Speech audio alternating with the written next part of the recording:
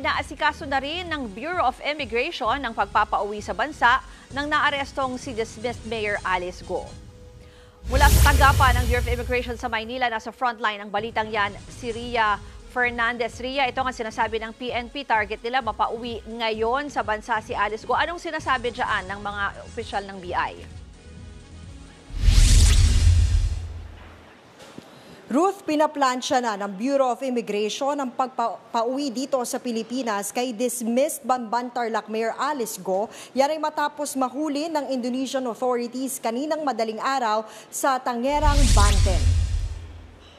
Sa programang Balita Pilipinas ngayon ng PTV, sinabi ni Bureau of Immigration spokesperson Dana Sandoval na may mga tauhan na sila sa Indonesia para makipag-ugnayan sa kanila.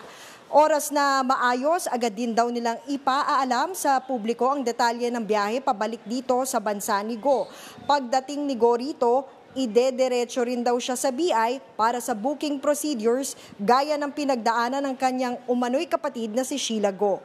At sinasabing kasosyo sa Pogo na si Cassandra Ong nang sila'y mahuli. Paliwanag ni Sandoval, mayroon din daw kasing immigration deportation case laban kay Go dahil sa misrepresentation at undesirability.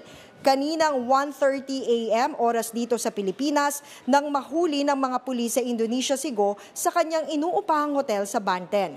Paglalarawan ni Sandoval, mag-isa lang at nakapantulog pa raw ang dating alkalde ng Dakpin. Narito ang kanyang pahayag.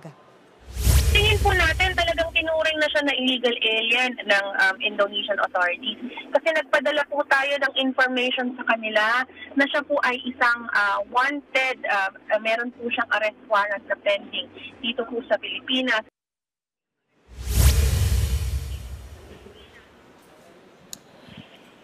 Ruth, ayon pa kay Sandoval, kailangan munang harapin ni Go ang lahat ng mga kasong isinampa sa kanya bago siya i-deport palabas ng Pilipinas. Ruth?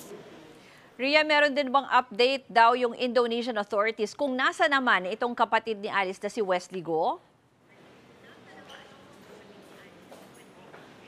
Sa ngayon, wala pa raw bagong impormasyon na natatanggap ang Bureau of Immigration natin dito sa Pilipinas, pero naniniwala sila na nasa Indonesia pa rin si Wesley Go. Ruth? Maraming salamat, Ria Fernandez.